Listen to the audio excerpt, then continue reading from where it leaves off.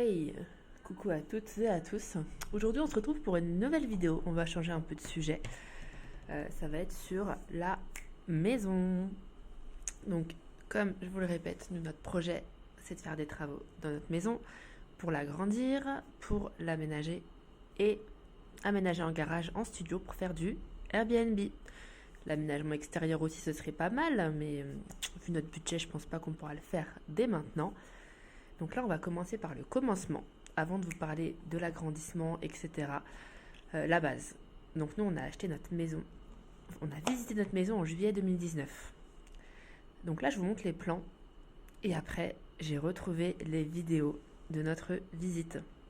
Donc je vais vous les mettre, comme ça vous allez voir la maison. Vous allez voir comment c'était quand on a visité. Donc ensuite, plus tard, je vous ferai une vidéo pour vous montrer comment on a aménagé, les premiers travaux qu'on a faits. Et notre projet à plus long terme ensuite. Alors attendez, je regarde juste mon chat qui est... Les chats, c'est magique quand même. Non, c'est bon, il fait pas de bêtises, je veux continuer. Donc à savoir, en juillet 2019, on a décidé de regarder pour acheter une maison parce qu'on se disait que c'était le bon moment. Parce que c'est vrai qu'investir dans la pierre, à la base, c'est une valeur sûre. Enfin, vu ce qui se passe en ce moment dans le monde, je ne sais pas si ce sera toujours le cas. Mais bon. Voilà.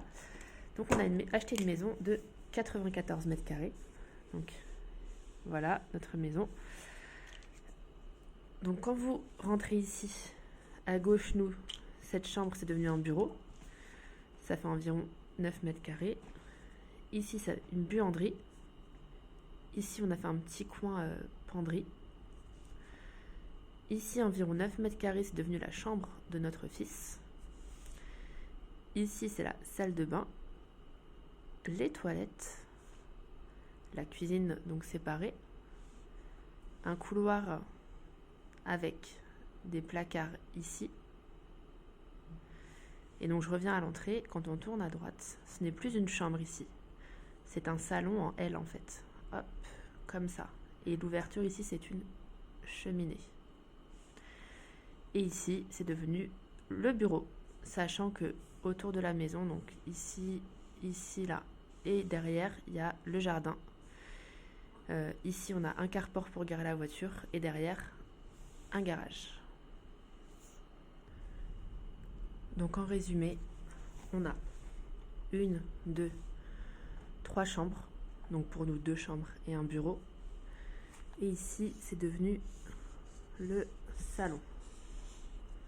Voilà, donc ça c'est notre salon.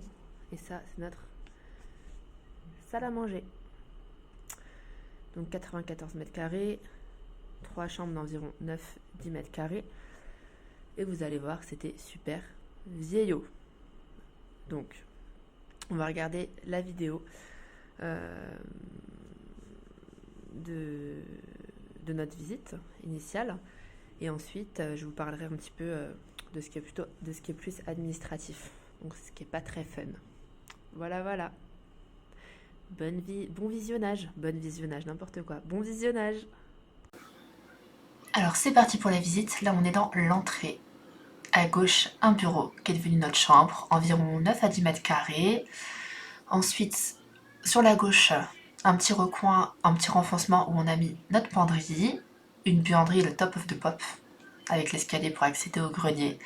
La chambre du petit loustic, pareil, entre 9 et 10 mètres carrés, avec vue sur le jardin. Alors là, je ne sais pas pourquoi monsieur est venu m'importuner, n'est-ce pas? Je rigole bien sûr. Donc là, on arrive sur la salle de bain, un long couloir qui sert à rien.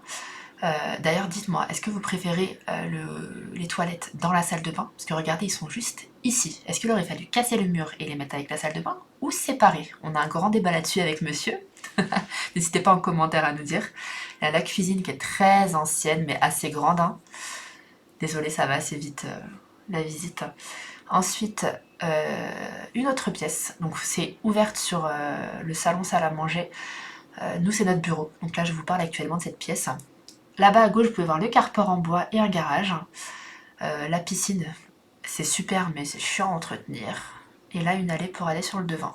Je sais pas si vous avez vu, il y a un grand arbre. Je vous raconterai une anecdote très triste sur ce grand arbre qu'on a dû abattre. Et là, c'est le salon, salle à manger. Donc voilà, le salon salle à manger, qui est assez grand, hein. Et on arrive sur l'entrée pour la fin de la visite, avec le petit bonus, les combles aménageables. Donc voilà. Donc voilà, vous avez eu la petite visite. Bon, malheureusement, c'est vrai qu'il y a plein de... J'avais mis pause plein de fois dans la vidéo, je suis revenue sur des pièces. Bon, c'est pas le meilleur film du monde, mais vous avez à peu près tout vu. Voilà, voilà. Donc au niveau administratif, donc cette maison, elle était à 230 000 euros net vendeur en juillet 2019, sachant que on a un arrêt de bus à 30 mètres de la maison, et sachant qu'on est pas loin du périph'. Donc voilà, c'est juste pour vous dire que on reste vraiment en ville. Voilà, on reste vraiment en ville, à côté de toutes les commodités. C'était ce qu'on voulait. C'est vrai qu'on avait visité une autre maison, mais qui était beaucoup plus loin, plus reculée. Il faut prendre en compte aussi les bouchons. Parce que pour aller au travail, on peut être à 20 minutes sans bouchon. Tout de suite, s'il y a des bouchons, ça se transforme en 1h30. Donc voilà, nous on préférait payer plus cher une maison avec des travaux, en restant collé à la ville, plutôt que d'avoir une maison sans travaux ou avec travaux et moins cher, en nous éloignant. Donc ça, c'est chacun voit midi à sa porte, chacun ses priorités, hein, dans l'achat d'une maison. Donc voilà, on a acheté cette maison de 230 000 euros, auquel à ce prix-là s'est rajouté les frais de notaire. Donc les frais de notaire, c'était environ 20 000 euros. Et les frais pour l'agence, 10 000 euros. Donc ça, franchement, j'avoue, ça fait mal au cœur de donner 10 000 euros à l'agence, quoi. Mais bon, malheureusement, c'est comme ça. Donc en gros, on a fait 260 000 euros. On s'est endetté de 260 000 euros. Que vous dire d'autre? Au niveau de l'argent, donc nous on n'avait pas d'apport. Allez, donc voilà, pas d'apport. On a pu emprunter cette somme entièrement parce que c'est vrai que les taux d'intérêt étaient très bas. Je ne sais pas s'ils le sont encore, j'avoue, je m'y intéresse plus. Donc on a eu un taux d'intérêt à 1,14. Donc sans apport et avec un taux d'endettement. Donc nous on est endetté à bloc, hein.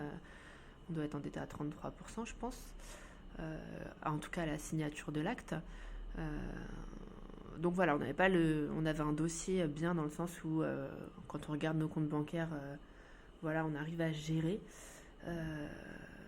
Mais sinon, on était passé par un courtier. Enfin, je pense que je vous raconterai tout ça dans une autre vidéo, parce que c'est vrai que plein de mes aventures.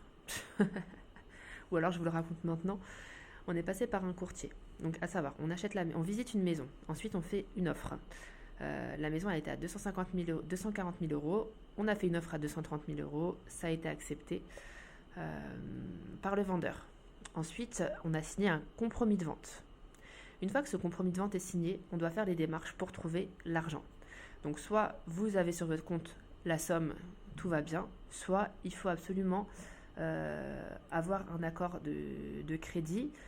Il faut que la banque vous ait versé les sous avant la signature de l'acte authentique. Donc l'acte authentique, entre ce délai de visite de la maison ou de signature du compromis et le délai d'acte notarial définitif, hein, c'est là où vous avez les clés de votre nouvelle maison, il y a environ 3 mois. Voilà.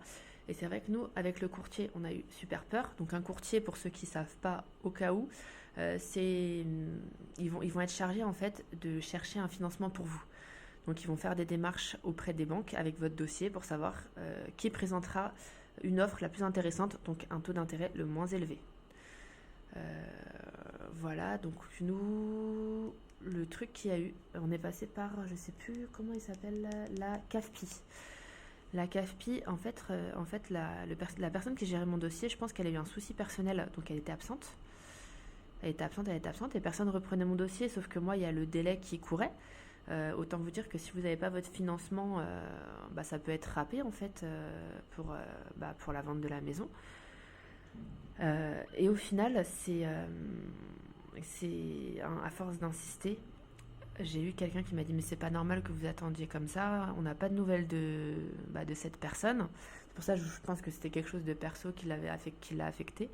Donc il y a un collègue à lui qui m'a dit écoutez, je viens ce soir, je me déplace chez vous. Il était venu en moto, je m'en rappelle, je sais même pas si c'était une moto ou un scooter. Et du coup, il m'a fait le dossier direct. Et au final, étant donné qu'entre... Donc là, j'étais pile poil dans les temps, fallait pas que ce soit plus tard. Je vous fais un gros résumé. Et au final, j'ai même pas payé les frais de courtier parce que, vu les délais, il y a quelque chose qui s'est pas passé entre la banque et eux. Donc finalement, voilà, derrière ce stress et cette petite galère, on a économisé. Je pense que les frais de notaire, c'était entre 1000 et 2000 euros, 1500 euros, je pense. Donc c'est plutôt cool.